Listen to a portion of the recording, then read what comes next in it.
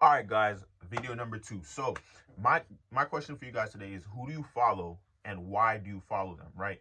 Are you following someone because of strictly who they are and what they have, or do they inspire you to want to have what they have? Not just because they have it, but because you genuinely want to have that thing, right? Whether it's a family, whether it's the possessions that they own, right?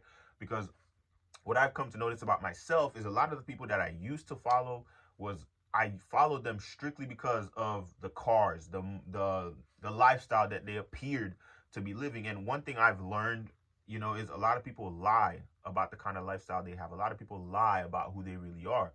And that's kind of made me, I only follow the people who actually inspire me to actually want to have what they have, right? Whether it's Will Smith, The Rock, Kevin Hart, these are guys, like, in terms of celebrities, these are guys that they've built empires, right? Whether it's in film, whether it's actual businesses that they own and brands that they own. JT Fox, he's another one. And you might not know him, but look him up. You'll learn about him, you'll know him, right? So who do you follow and why, right? I stopped following all these named brands, like all the big brands, right? Because the only reason I was following a lot of these pages was strictly because other people were following them. Or if it's like watches and cars, I like the cars, but I started to realize that I didn't even want the car really, right? Like, depending on the car, right? Lamborghinis, Rolls Royce, like, a lot of times I'm just like, damn, that's a nice car, but I don't really want the car.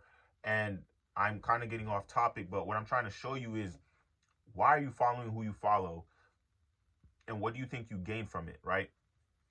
Me, I've made it a point that if I'm going to follow someone or something, it needs to be bringing me some sort of value, right? Whether I'm learning from the content that they're posting, whether it's giving me ideas for what I want to do for my own content, whether it's giving me, affirmations in terms of like stuff I want in the future, right? Whether it's a nice house, a nice car, or not even a nice car, but it's educating me to a point where, okay, I know I'm making the right decisions when it comes to buying something, when it comes to doing something, right? Whether it's business, life, whatever it may be, right? Too many of you, I believe, right? Some of you can't even afford the lifestyles that you want to live, right? But you're appearing as if you can, right? And that's one thing that's made me really stop following a lot of people, because at the end of the day, most people only want something because other people have it. Most people only show that they have something because they want a sense of validation. It fuels their ego, right? And I think too many people, right, we let our egos drive us to the point where we could be wrong about something, but we will never admit that we're wrong, right? And I think that's what holds a lot of people back. That's something that held, I don't want to say it held me back.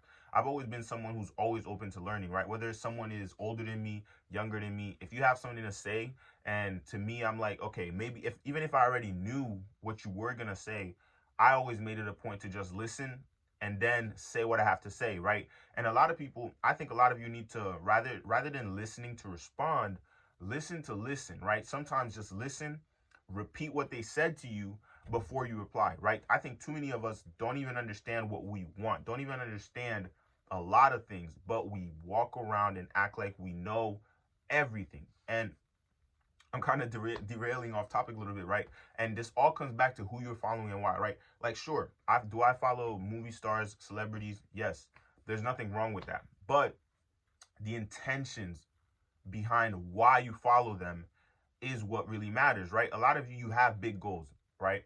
What are the goals for? Is it simply because of validation? Is it for ego boost, right? You want to show other people that you got it like that you can do that, you can do these things. Or are you trying to make other people jealous? Or is it you have actual values, right? And you want this thing, right? Whether it's you want a family, you want kids, you want the house for your family, you want to set your family up for success. You don't want anyone in your family struggling when it comes to financial or for food or for whatever, right? Understanding why you want what you want is going to make it that much easier for you to go after it and for you to stay motivated while going after it. Right now, does that motivation happen all the time? No. Can it come and go? Yes. But whenever you do feel like you're losing motivation, you ask yourself, why do I really want this thing? And that somewhat brings, some sort of value and some sort of motivation back, because once you understand why you want what you want, now you come to a point where you're like, okay, I can get this. And it's more than just myself. I'm not relying on myself to achieve these goals.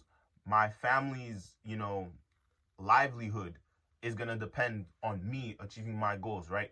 What I want is completely dependent on how much I'm willing to sacrifice, give, and do in order to achieve my goal, so that I can do what I want, right? Financial freedom is a great goal.